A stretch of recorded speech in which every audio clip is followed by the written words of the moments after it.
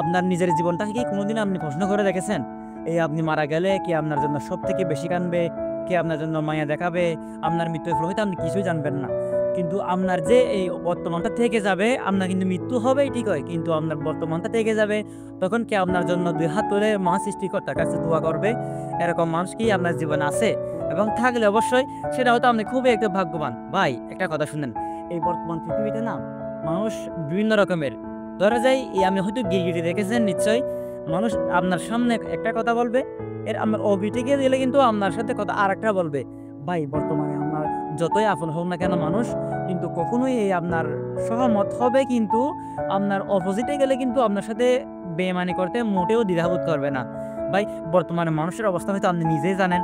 দেশের অবস্থা খুবই খারাপ, মানুষের অবস্থা তেমনি খারাপ। কিন্তু পরিবেশ বা তারতম্য রেখে কিন্তু পৃথিবীর সবথেকে যেটা আমরা অনুভব করি, মানুষের সাথে সবথেকে যেটা মানে প্রয়োজন হিসেবে কথা বলার একটা অগ্রাধিকার আছে সেটা হচ্ছে মানুষের সর্বোচ্চ আকাঙ্ক্ষা দিয়ে মানুষের সাথে কখনো কথা বলতে নেই। কারণ মানুষের জীবনটা এমনই, মানুষের এই দুঃখে, কষ্টে, সুখে সবকিছু মানুষের পাশে থাকলেও কিছু মানুষ আপনার এই মুখের ভাষা কিংবা কথাবার্তা দিয়ে আপনাকে সহযোগিতা করতে পারে। কিন্তু সেরকম মানুষ হয়তো আপনি আপনার জীবনে আছে কিনা আপনি হয়তো নিজে জানেন না। নিজের জীবনকে আপনি কিছু সময় হলেও প্রশ্ন করতে পারেন। এটাই বাস্তবতার জীবন, যেটা আপনি নিজের জীবনের সাথে তারতম্য মিলাতে পারেন। পরিবেশে কিন্তু আপনি সবথেকে যেটা অনুভব করতে পারেন সেটা হচ্ছে আপনার জীবনের সেই সংগ্রামটা, যেটা নিয়ে আপনি জীবনটাকে উৎসর্গ করতে পারেন।